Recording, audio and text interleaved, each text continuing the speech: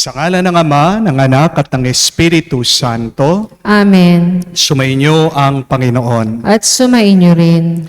Mga kapatid, ang pang-apat na linggo ng Pasko na muling pagkabuhay, pinagdiriwang natin ang linggo ng mabuting pastol.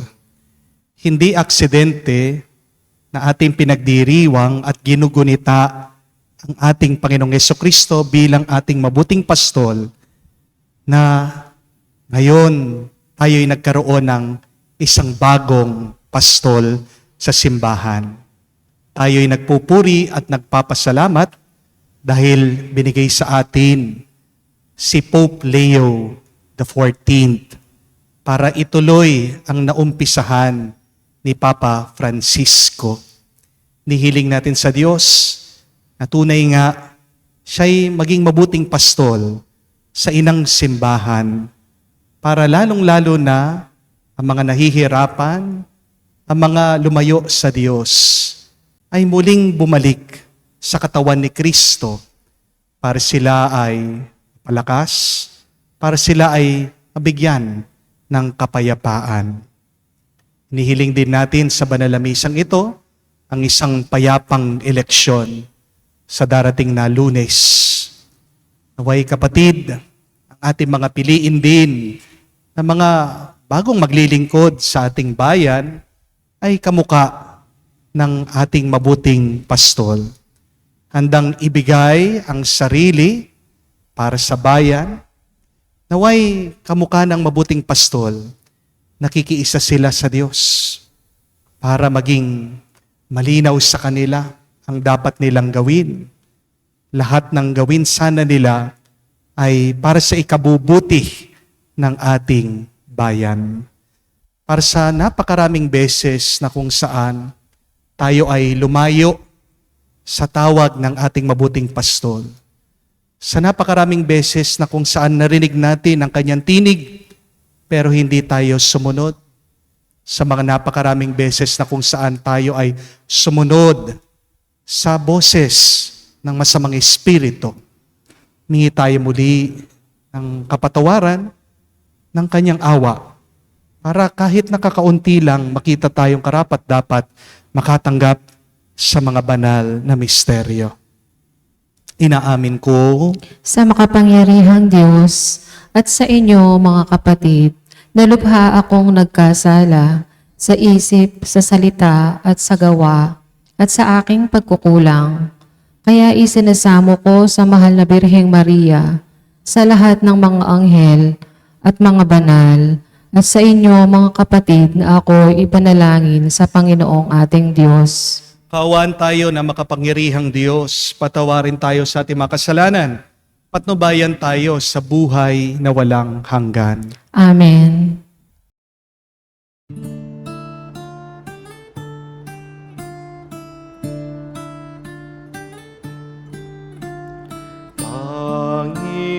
Panginoon, maawa ka. Panginoon, maawa ka.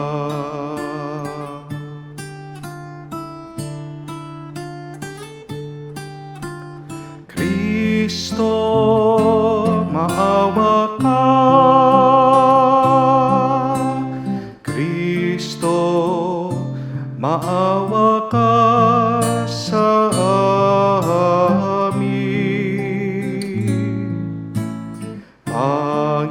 Panginoon, maawa ka. Panginoon, maawa ka. Gloria in excelsis Deo.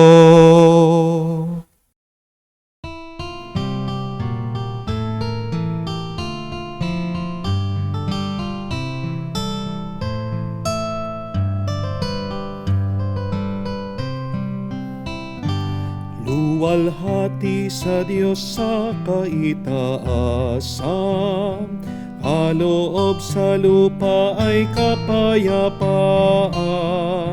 Pinupuri ka't ipinandarang, sinasamba ka dahil sa dakila mong kalwalhatian. Panginoon naming Diyos, Hari ng langit, Amang makapangyarihan, Panginoong Jesucristo, bugtong na anak ng Diyos, Kordero ng Ama. Ikaw na nag-aalis ng mga kasalanan ng sanlibutan. Tanggapin mo ang aming kahilingan, ikaw na naluluklok sa kanan ng Ama. Maawa ka sa amin, ikaw lamang ang banal, Panginoong Jesucristo, kasama ng Espiritu, sa luwalhati ng Ama. Amen, Amen, Amen, Amen. Manalangin tayo. Ama naming makapangyarihan, akayin mo kami upang kami mapabilang sa mga maliligayang kapiling mo sa kalangitan, upang sa pagsunod namin bilang abangkawan, kami makarating sa sinapit ng pastol na idinangal na siyang namamagitan kasama ng Espiritu Santo magpa sa walang hanggan. Amen.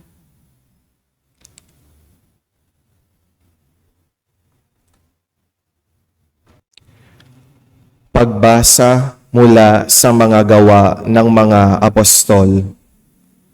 Noong mga araw na yon, mula sa Perga, nagpatuloy maglakbay sina Pablo at Bernabe at dumating sa Antioquia ng Pisidia. Nang araw ng pamamahinga, pumasok sila sa sinagoga at naupo. Pagkatapos ng pulong, sumunod kina Pablo at Bernabe ang maraming Hudyo at ang mga nahikayat sa Hudaismo. Nagsalita sa kanila ang mga apostol at pinangaralan silang magpatuloy sa pamumuhay ng nararapat sa kagandahang loob ng Diyos. Nang sumunod na araw ng pamamahinga, halos lahat ng tao sa lungsod ay nagkatipon upang pakinggan ang salita ng Diyos. Inggit na inggit ang mga Hudyo nang makita nila ang maraming tao, kaya't nilait nila at sinalungat si Pablo. Ngunit buong tapang na sinabi ni na Pablo at Bernabe, "Sa inyo muna dapat ipahayag ang salita ng Diyos. Yamang itinakwil ninyo ito, hinatulan ninyo ang inyong sarili na hindi karapat-dapat sa buhay na walang hanggan. Kaya't pupunta kami sa mga hentil, sapagkat ganito ang inuutos sa amin ng Panginoon. Iniligay kita na maging ilaw sa mga hentil, upang maibalita mo ang kaligtasan hanggang sa dulo ng daigdig." Nagalak ang mga hentil nang marinig ito at nagpuri sa Panginoon dahil sa salita niya, at sumampalataya ang mga hinirang para sa buhay na walang hanggan. Kaya't lumaganap sa buong lupain ang salita ng Diyos, ngunit sinulsulan ng mga Hudyo ang mga babaeng sumasamba sa Diyos at kilala sa lipunan, gayon din ang mga lalaking pinuno ng lungsod. Ipinausig nila sina Pablo at Bernabe at pinalayas sa lupaing iyon. Kaya't ipinagpag ng dalawa ang alikabok sa kanilang mga paa bilang saksi laban sa mga taga-roon, at sila'y nagtungo sa Ikonyo. Ang mga alagad naman sa Antioquia ay natigib ng galak at napuspos ng Espiritu Santo. Ang salita ng Diyos. Salamat sa Diyos. Lahat tayo'y kanyang bayan, kabilang sa kanyang kawan. Lahat tayo'y kanyang bayan, kabilang sa kanyang kawan. Umawit sa kagalakan ang lahat ng mga bansa. Panginooy papurihan, paglingkuran siyang kusa. Lumapit sa harap niya at umawit na may tuwa. Lahat tayo'y kanyang bayan, kabilang sa kanyang kawan. Ang Panginooy ating Diyos, ito'y dapat malaman. Tayo'y Kanya, Kanyang lahat, tayong lahat na nilalang. Lahat tayo'y bayan niya, kabilang sa Kanyang kawan. Lahat tayo'y kanyang bayan, kabilang sa kanyang kawan. Mabuti ang Panginoon, pag-ibig niya'y walang hanggan. Siya'y Diyos na mabutit, laging tapat kailanman. Lahat tayo'y kanyang bayan, kabilang sa kanyang kawan.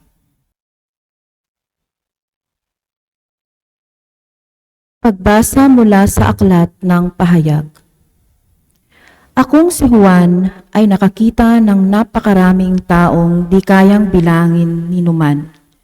Sila'y mula sa bawat bansa, lahi, bayan at wika.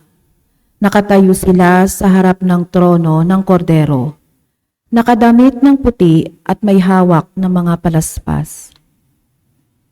At sinabi ng isa sa mga matatanda sa akin, sila ang mga nagtagumpay sa kabila ng mahigpit na pag-uusig.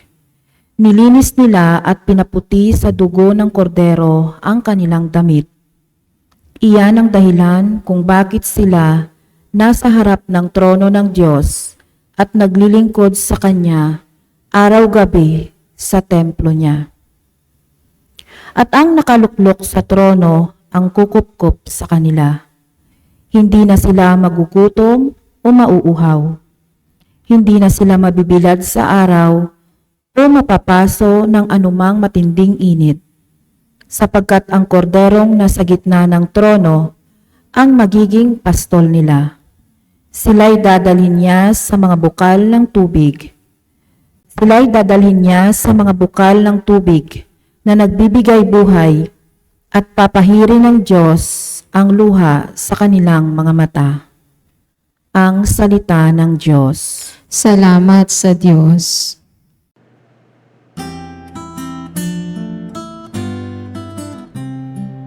Alleluia, alleluia, alleluia, alleluia, alleluia, alleluia, alleluia, alleluia, alleluia, alleluia, alleluia, alleluia. Ako'y pastol na butihin, kilala kong tupang akin, ako'y kilala nila rin. Sumainyo ang Panginoon. At sumainyo rin. Ang mabuting balita ng Panginoon ayon kay San Juan. Papuri sa iyo, Panginoon. Nung panong yon, sinabi ni Jesus, nakikinig sa akin ang aking mga tupa. Nakikilala ko sila at sumusunod sila sa akin. Binibigyan ko sila ng buhay na walang hanggan. At kailanmay di sila mapapahamak. Hindi sila maaagaw sa akin ni numan. Ang aking Ama ay nagbibigay sa kanila sa akin. Ay lalong dakila sa lahat at hindi sila maaagaw ni numan sa aking Ama. Ako at ang Ama ay iisa. Mga kapatid, ang mabuting balita ng ating Panginoon. Pinupuri ka namin, Panginoong Heso Kristo. Magandang araw po muli sa inyong lahat. God is good, sobra-sobra. Sobra-sobra, God is good. Bakit po napakabuti ng Panginoon? Dahil tayo ay nagpapasalamat, binigyan tayo ng isang bagong Santo Papa ng ating Panginoon, si Pope Leo XIV. Harinawa, tayo din po pipili ng mga bagong maglilingkod sa Lunes. Eleksyon na. Huwag lang po tayong mag-isip kung sinong makakatulong sa ating bayan. Pero pagdasal natin ito. Kung paano ang mga kardinal nagdasal. Kaya naman po, itong ating Santo Papa ay bunga ng kanilang pananalangin, bunga ng ating pagdarasal. Bunga din po siya ng pagmamahal ng Diyos sa atin. Mga kapatid, bago po kayo bumoto sa Lunes, pagdasal niyo po. At ano ang magandang dasal? Come, Holy Spirit. Banal Espiritu, tulungan mo kong pumili. Sana naman itong aking pipiliin, kamukha ng Panginoong Hesukristo, mabuting pastol. Amen? Alam po natin lahat ang tungkol sa mabuting pastol. We all know about the Good Shepherd. Pero alam niyo po ba ang tungkol naman sa mga bummer lambs? Hindi po kasi lahat na mga anak ng tupa ay gusto niya. Kapag nanganganak po ang tupa, minsan meron po siyang anak na ayaw niyang tanggapin. Minsan meron siyang isisilang na anak na ayaw niyang mahalin. Para po sa mga kuneho. Kasi po ako nag-alaga din ako ng mga rabbit nung pong COVID-19 bilang libangan ko. Napansin ko po, merong mga nanay na kuneho, kapag gutom sila o kapag ayaw nila yung kanilang mga anak, kinakain nila, pinapatay nila. Sa mga tupa naman po, kapag ayaw nila yung anak nila, sisipain ito, tinataboy. At wala kang magagawa para mabago mo ang isip nitong nanay na tupa. At ano po ang nangyayari? Kapag nireject po ng nanay na tupa, yung anak niya, nadidepress daw po yung batang tupa. Dahil po sa sakit ng loob nitong maliit na tupa, hindi man daw po niya maitaas yung kanyang liig, yung kanyang ulo. He will hang his head so low. Ganun po talaga, heartbroken yung young sheep. Para bang mababali na daw yung liig ng tupa sa kanyang lungkot. Pero sa totoo lang po, ano ang bali? Ano ang sira? Yung puso, yung espiritu ng tupa. Ikaw naman kaya yung i-reject ng nanay mo, hindi ka ba magiging broken-hearted? Broken spirit? Sa sobrang lungkot daw po nitong batang tupa, para bang gusto na niyang mamatay at maglaho dito sa mundo. Kaya nga po tinawag sila mga bummer lambs. Yung bum, B-U-M, ibig po sabihin yan, sobrang lungkot, sobrang baba, lowest of the low.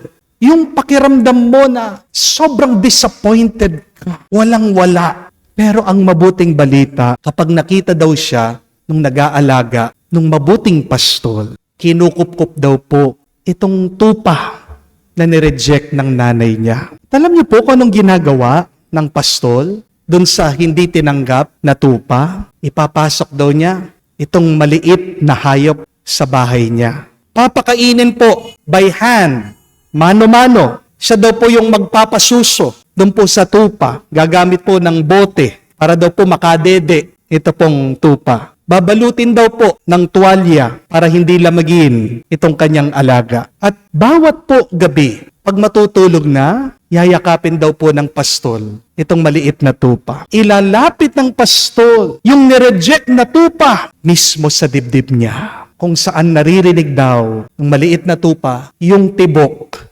ng puso ng pastol. Wow!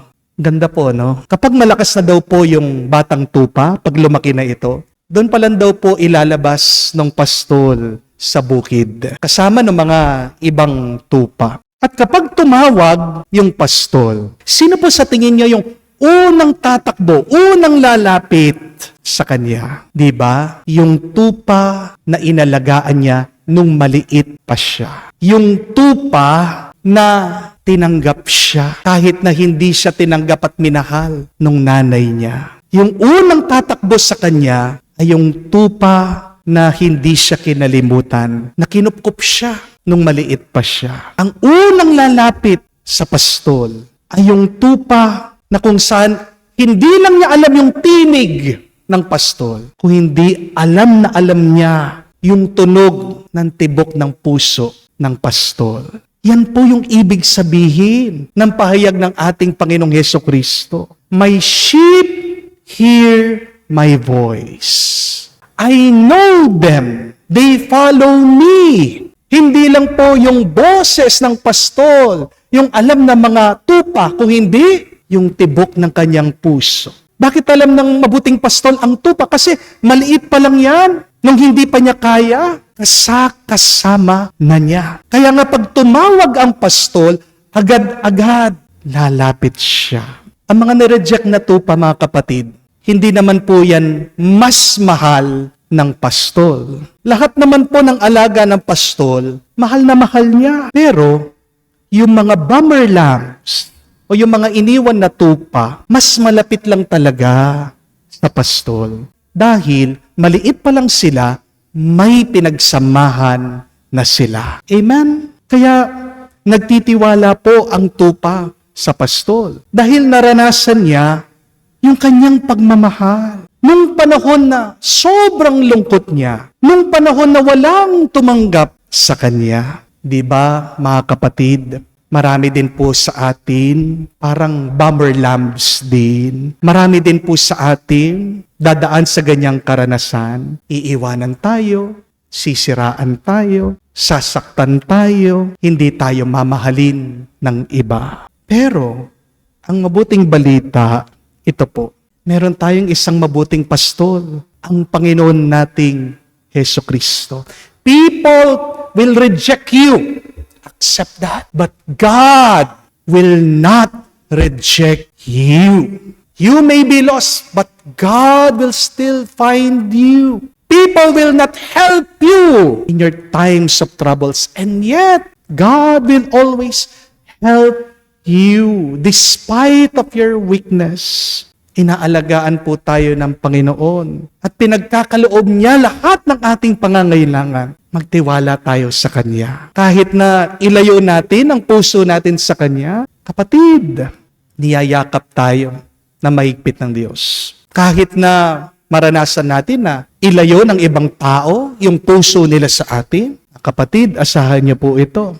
Yayakapin at yayakapin tayong mahigpit ng Panginoon. Ilalapit at ilalapit tayo ng Diyos sa Kanyang puso. Yan ang mabuting balita. So remember, my dear friends, you may be broken, you may be hurt, you may be lost, you may be rejected, but we are deeply loved by the Good Shepherd. The Good Shepherd will never leave us. At ano ang sabi ng unang pagbasa? Hindi daw hahayaan ng Diyos na manatili basa ng luha ang ating mga mata. God will wipe away every tear in our eyes. Yan ang ating mabuting pastol. Nagbibigay ng buhay at ng tuwa sa atin. Hindi ko po makalimutan yung kwento po ni Cardinal Tagle nung minsan. Sabi niya, nung daw po nag-aaral siya sa abroad, sa kanyang dissertation, malapit na daw po siyang matapos, nag-volunteer daw po siya sa isang hospice o isang lugar para po sa mga may sakit. Ang trabaho po na binigay sa kanya noon ay yung alalayan niya, yung mga may sakit, yung mga taong malapit ng mamatay. Binigyan daw po siya ng isang pasyente. Ang pangalan daw po ay si Richard. At itong taong ito, naghihingalo, nahihirapan na po, malapit na pong pumanaw.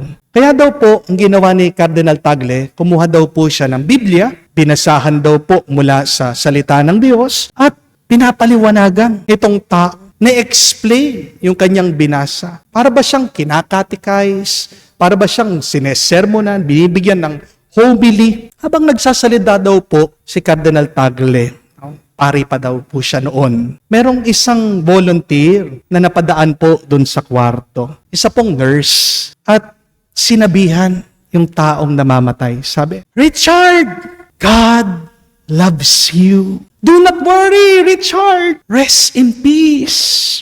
We love you, Richard. We will see each other again. Take care, Richard. Sabi daw po ng volunteer habang nakangiti at umalis po itong volunteer. Pagkarinig daw po ng tao doon sa sinabi ng nurse, parang lumuwang yung mukha niya. Nakaramdam daw po siya ng kapayapaan. Guminhawa yung kanyang pakiramdam hanggang nalagutan daw po siya ng hininga. He died peacefully after those words. At lumabas daw po si Cardinal Tagle, bigla siyang umiiyak. Sabi niya, bakit ba ako nandito? Ano ba yung ginagawa ko? Pumunta ba ako dito para maging teacher, para mag-sermon? Ito lang ang hinahanap ng tao eh. Ang maramdaman niya na mahal siya ng Diyos. O nga naman po, no? Ang pinakamahalaga sa atin bandang huli ay hindi lang yung marinig o hindi maramdaman natin na mahal tayo ng Diyos. Amen? May nakapagsabi po minsan that people go to church not to hear their sins. Kasi alam na natin yung mga kasalanan natin eh. Di po ba? Yes, people go to church sometimes to know more about the Word of God, to become more knowledgeable about the Gospels, about our faith. There's nothing wrong about that. Pero alam niyo po kung bakit ang isang tao pumapasok sa simbahan, bakit ang isang mananampalataya pabalik-balik sa loob ng simbahan? People go to church to feel and experience the love of God.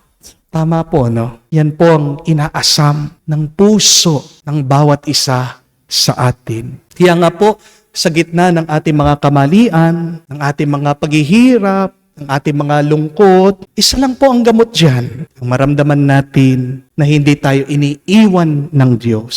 Sinasabi niya sa atin, mahal niya tayo. Sinong mabuting pastol? Siya ang pastol na hindi nagsasawang magmahal sa atin. Kaya naman, kapatid, kung naramdaman mo, kung natanggap mo ang pagmamahal ng Diyos, sana maging mabuting pastol ka sa iba. Paramdam mo at paranas ang pagmamahal ng Diyos sa iba. Can you say to the person next to you, God loves you? Sabihin niyo nga po, God loves you. Sarap po, no? Na marinig mo yon na merong isang Diyos na nagmamahal sa iyo. Merong isang Diyos hindi ka kinalilimutan. Mga kapatid, tinatawag tayo na mabuting pastol na ituloy natin ang inumpisang misyon ng mabuting pastol. Sana ang pagmamahal niya ay magkaroon ng laman naman sa atin. Naway sa iyong pagbibigay ng pagmamahal sa iba, maging daan ka para mabalot ang ating mundo sa tuwa, sa kabutihan at kapayapaan. Salamatan po natin ang ating mabuting pastol. Sabihin din natin sa Kanya, we love you, Lord. Mahal ka namin, Panginoon, ngayon at magpakailanman. Amen. Tumayo po tayo, pakayag po natin ang ating pananampalataya. Sumasampalataya ako Sa Diyos, amang makapangyarihan sa lahat, na may gawa ng langit at lupa, sumasampalataya ako kay Hesukristo, iisang anak ng Diyos, Panginoon nating lahat.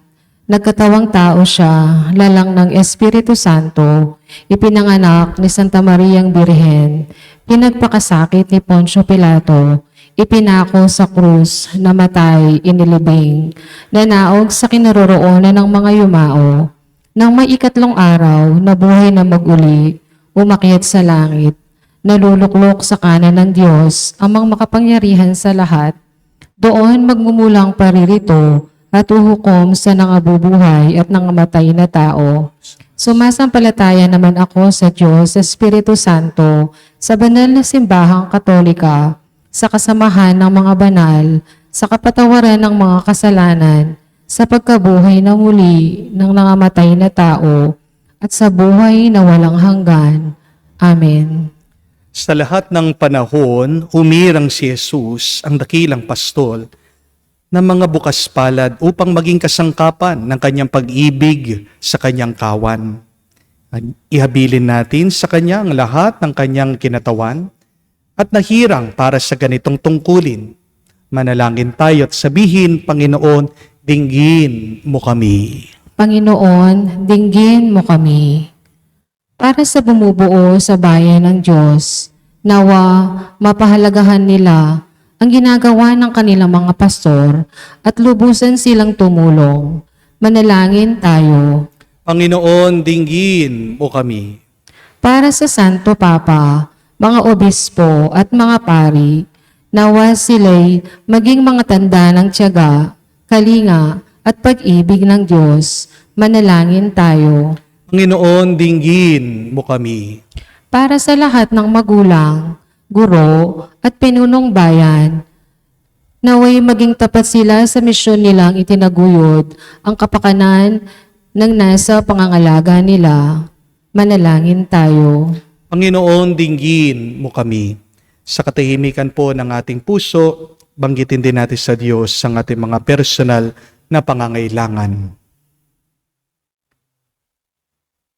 Jesus, dakilang pastol, patuloy mong patnubayan lahat ng tinawag mo sa buhay relyoso, sa pamumuno sa simbahan, lalong-lalo na pinagdarasal namin ang aming bagong Santo Papa, Leo XIV, nawa ang halimbawa ng kanilang tunay na Kristiyanong pamumuhay ay maglapit sa amin sa iyong nabubuhay at nagahari magpa sa walang hanggan. Amen.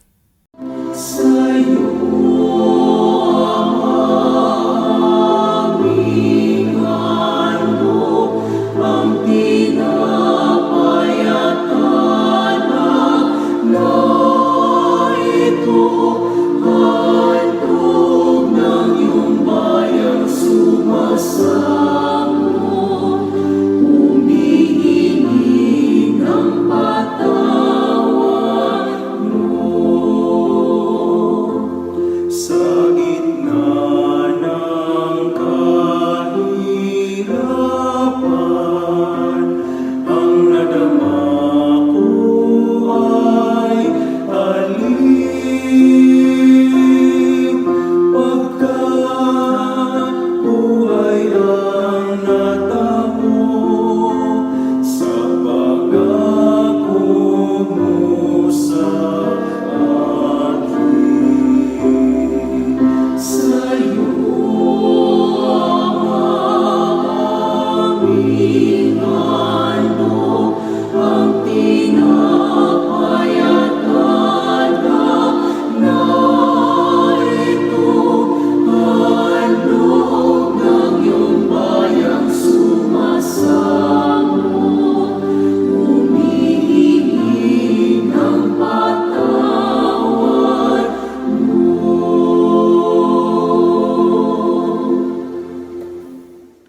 Manalangin kayo mga kapatid, para ng ating mga paghahain ay kalugdan ng Diyos, amang makapangyarihan.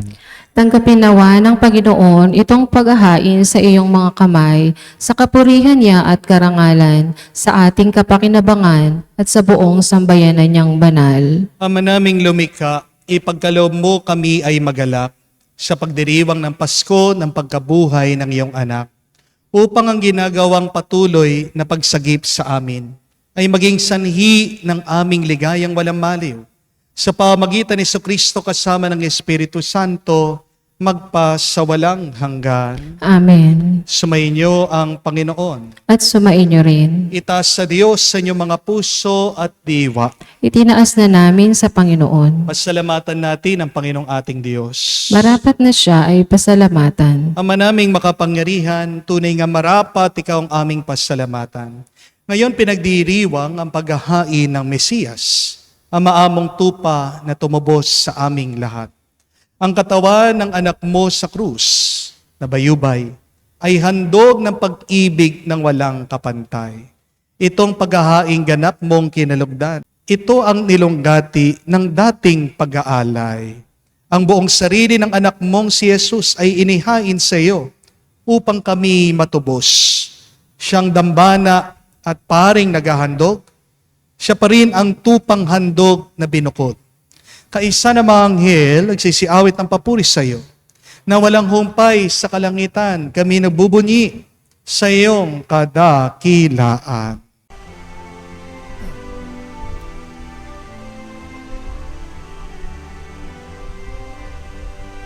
Santo, Santo,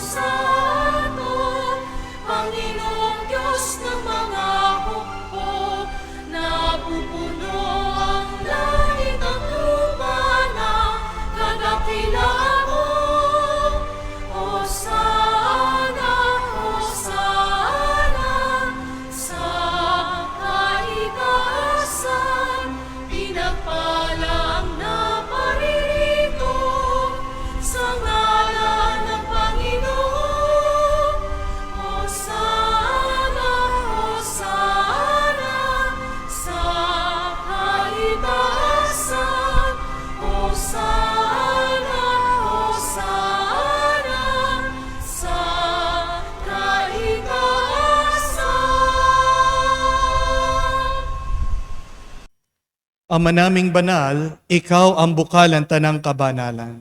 Kaya't sa pamagitan ng iyong Espiritu, gawin mong banal ang mga kaloob na ito, upang para sa amin, maging katawan at tugo ng aming Panginoong Heso Kristo. Bago niya pinagtiis ang kusang loob na maging handog, hinawakan niyang tinapay, pinasalamatan kanya. Pinaghati-hati niya yon. Inabot niya sa kanya mga alagad at sinabi, tanggapin ninyong lahat ito at kanin. Ito ang aking katawan na ihahandog para sa inyo.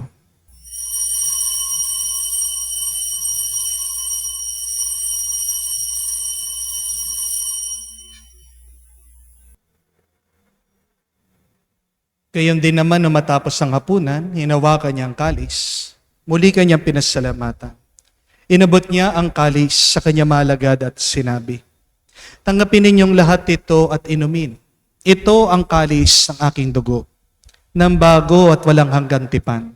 Ang aking dugo na ibubuhos para sa inyo at para sa lahat, sa ipagpapatawad ng mga kasalanan. Gawin ninyo ito sa pag-alaala sa akin.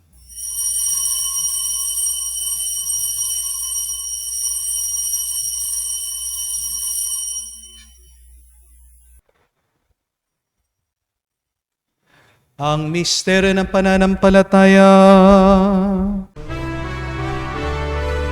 Aming ipinahayag na namatay ang iyong anak, nabuhay bilang Mesiyas at magbabalik sa wakas para mahayag sa lahat. Ama, ginagawa namin ngayon ang pag-alaala sa pagkamatay, muling pagkabuhay ng iyong anak. Kaya tinialay namin sa iyong tinapay nagbibigay buhay at ang kalis sa nagkakalob ng kaligtasan.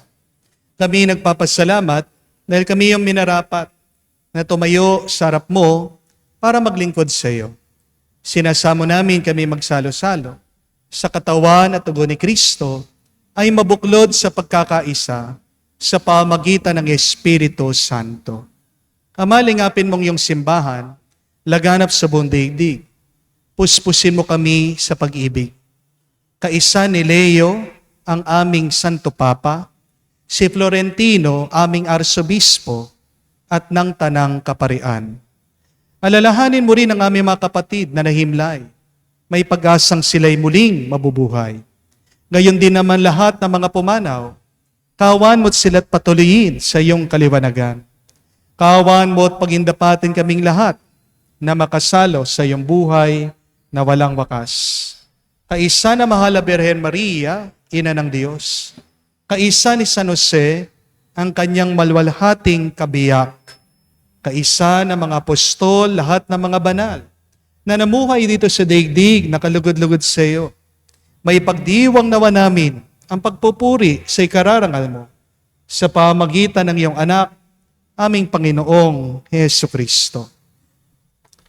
Sa pamamagitan ni Kristo, kasama niya at sa Kanya, ang lahat ng parangal at papuri ay sa iyo, Diyos Ama, makapangyarihan, kasama ng Espiritu Santo, magpasawalang hanggan.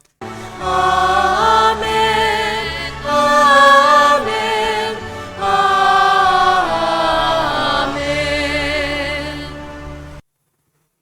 Sa nakakagaling na utos sa turo ni Jesus sa Panginoon natin at Diyos, ipahayag natin ang lakas loob.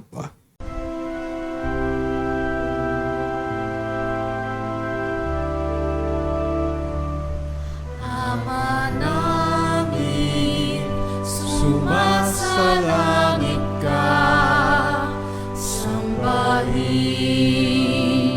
ang ngalan mo, mapasa amin ang kaharian mo, sundin ang loob mo dito sa lupa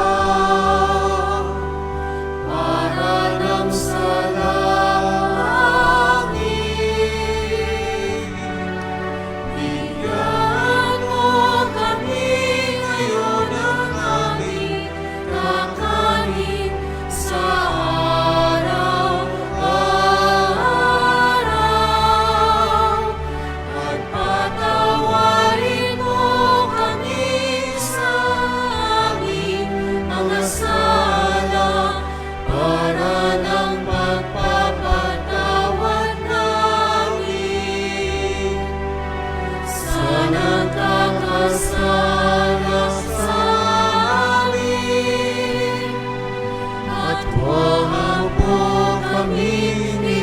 pahintulot sa bukso, ang yadya mo kami sa lahat ng masama.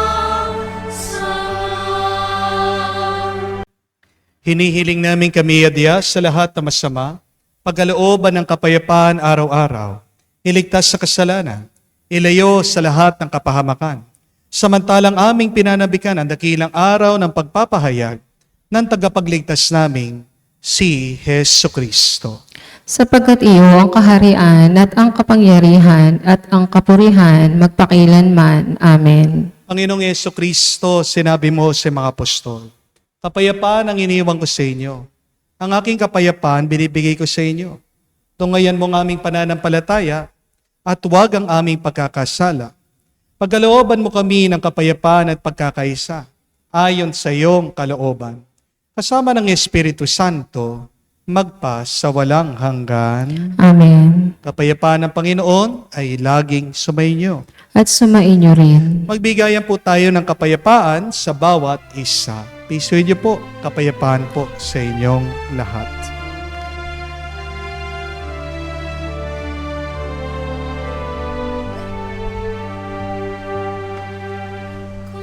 Kordero ng Diyos na nag-aalis ng mga kasalanan ng sanlibutan, maawa ka sa amin.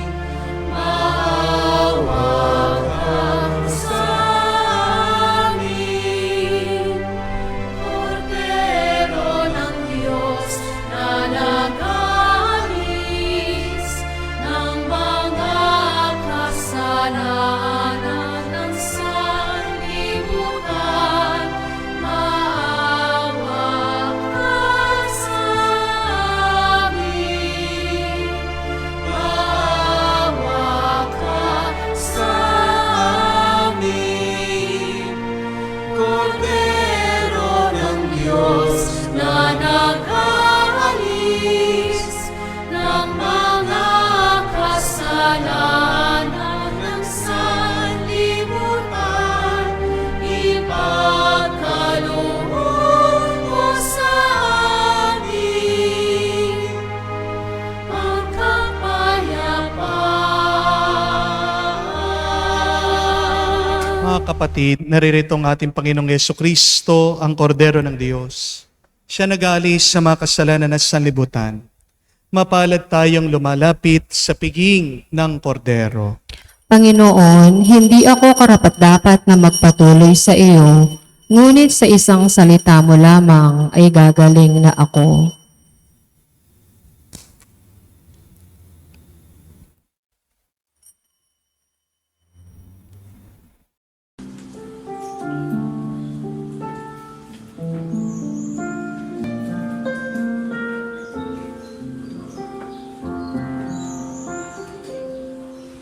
Ang Panginoon,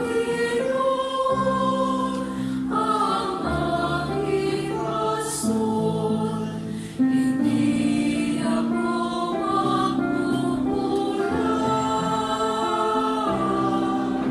Ako ay kanyang pinagpapahinga sa malinang niyang pastulan.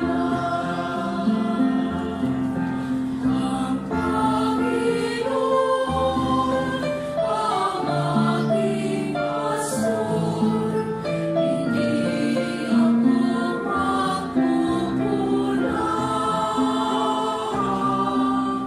Ako ay kanyang pinagpapahinga sa mainang niyang pastulan.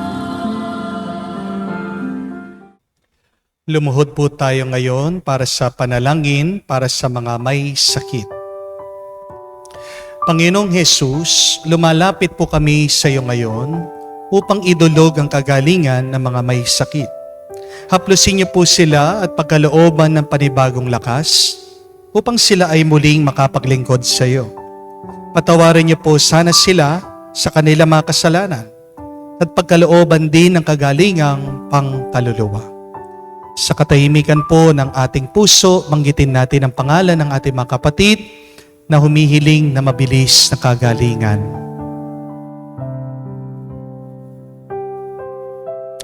Hinihiling namin ito sa ngalan ni Kristo, aming Panginoon. Amen. Panalangin para sa mga OFW. Ama, pinapanalangin namin sa iyo ang natatanging kahilingan ng lahat ng mga nagtatrabaho sa ibang bansa. Tulungan mo sila bawat sandali ng kanilang buhay habang nasa ibang bansa. Palakasin mo sila kapag pinanghihinaan sila ng kalooban. Pagalingin mo sila tuwing nagkakasakit. Aliwin mo sila kapag nalulungkot sila. Ilayo mo sila sa anumang masama at kapahamakan upang magpatuloy sila lagi sa kanilang buhay. Mapahalagan nawa ng kanilang mga pamilya ang bawat sakripisyo nila sa ibang bansa upang wag masayang ang kanilang pagpapagal. Kawan at pagkalooban mo ng biyaya ang lahat ng mga OFW dahil sa iyo lamang aasa at wala ng iba pa. Ang lahat ng ito ay aming sama-samang panalangin sa ngalan ni Jesus. Amen. Banal na mukha ni Jesus, Kaawaan mo kami. tumayo po tayo. Manalangin tayo. Ama naming mapagmahal, ikaw ang butihing pastol na nagtataguyod sa amin. Kaya't kaming kawan mo ay iyong tangkilikin, pakundangan sa dugo ng anak mong dumanak, upang kaming lahat ay iyong mailigtas. Marapatin mo kami makarating sa pastulan na inilalaan mo sa amin ngayon at kailanman. Sa pamagitan ni Jesucristo, kasama ng Espiritu Santo, magpa sa walang hanggan. Amen. Nakakalungkot lang po nabasa ko sa isang news outlet, isang pahayagan. Ang headline, Filipinos are disappointed that Cardinal Tagle did not become Pope. Nakakalungkot po kasi ang pagiging Santo Papa ay hindi po popularity contest. Ang pagiging Santo Papa ay tungkol sa paglilingkod. Kaya kapatid, sana kung tunay kang Katoliko, nananampalataya, masaya ka dapat, pasalamat ka. Meron tayong isang bagong Santo Papa na magiging daan ng pagkakaisa ng ating simbahan na magpapatuloy ng serbisyo, paglilingkod para sa mga nahihirapan na magiging pinakakatawan ng ating Panginoong Hesukristo dito, pagpapatuloy ang misyon ng pagpapalaganap ng mabuting balita na bibigay ng kaginhawahan at kapayapaan sa kalooban ng bawat isa. Kaya nga po, kapatid, sana alisin niyo po yung attitude na yan. Yung bang natalo tayo. It's not about who becomes Pope. But what matters is, what does that position really mean? Para saan? Yung pagiging Santo Papa. Ito ay tungkol sa pagpapakita ng muling nabuhay na Panginoon. Buhay na buhay pa rin ngayon. Ang Santo Papa ay nandyan para iparanas sa atin, ipahayag sa atin ang pagmamahal ng Diyos. Opo, alam ko mga kapatid, disappointed tayo kasi gusto natin, kababayan natin, maging Santo Papa. Pero please go back to what is really important and essential. Pinakamahalaga ay yung maituloy natin ang misyon na iniwan ng ating Panginoong Hesukristo dito, lalong-lalo na ang pagpapaalala niya na alagaan natin at tulungan ang ating mga nahihirapang mga kapatid. Sa Lunes po, eleksyon na. Please, before you vote, pray. Huwag niyong piliin yung sikat Huwag niyong piliin yung napapanood niyo lang sa TV. Huwag niyong piliin yung kilala niyong pangalan. Pero piliin niyo, sino ba dyan yung magiging mabuting pastol para sa ating bayan? Sino ba dyan yung handa na ibuwis niya yung kanyang buhay? Sino ba dyan yung malapit na malapit sa Diyos? Yung may takot sa Panginoon? Sino ba dyan na makakatulong para maibsan ang kahirapan ng ating mga kababayan? Do not vote if you do not pray. Yan po yung ating assignment ngayong linggo. Magdasal kayo bago kayo bumoto. Kung hindi po kayo bumoboto, please pray for our Holy Father Leo the 14th. Pray for the church para po maituloy natin ang ating mission, magkaroon ng kapayapaan sa buong mundo, at ang buong mundo ay mapalapit muli, bumalik muli sa ating Panginoon. Sumayin niyo ang Panginoon. At sumain niyo rin. At kayo basbasan ng Diyos, makapangyarihan sa lahat, sa ngalan ng Ama, ng Anak, ng Espiritu Santo. Amen. Ang ating misa ay natapos na. Umayo kayo sa kapayapaan ni Kristo. Salamat sa Diyos.